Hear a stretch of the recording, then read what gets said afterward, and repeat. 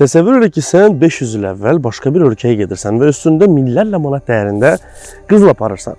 Səncə bu nə dərəcədə təhlükəsizdir? O dövrlərdə insanlar pulu göndərmirdilər. Pulu fiziki olaraq bir yerdən o biri yerə göndərdilər. Lakin bu əsas iki böyük problem yaradırdı. Birincisi risk. Qərat olmaq ehtimalınız çox yüksək. Qızılları ver. Deyir, buyur.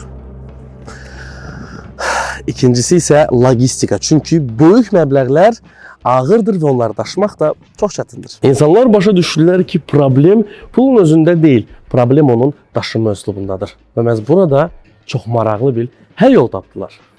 İnsanlar qızıllarını bankirlərə verirdilər. Bankirlər sənə bir sənəd yazırdı. Sonra isə sən bu sənədi götürüb başqa bir şəhərə gedirdin və orada məbləğin tamını alırdın. Yəni faktiki qızıl yox, onun barəsində məlumat səyahət edirdi. Bu çox böyük dəyişiklik idi. Çünki ilk dəfədir ki, pul fiziki obyektdən çıxıb məhz informasiya çevrildi. Amma yenə bir problem vardır. Alacağın məbləğin olduğu ölkənin valyutasına əsasən hesablandığına görə komissiya və əlavə xərclərə görə əlavə itkilər yaranırdı.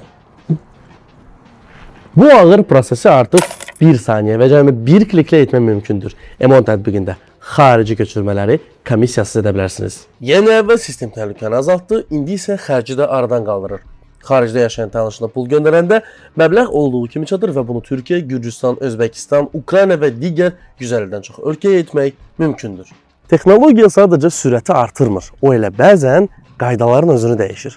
Əgər sən də vaxt aşırı xarici pul göndərirsənsə, 500 il əvvəlki əziyyəti çəkməyə dəyməz. Sadəcə 1 saniyə, 1 kliklə Emonla xaricə komissiyasız pul göndərə bilərsiniz.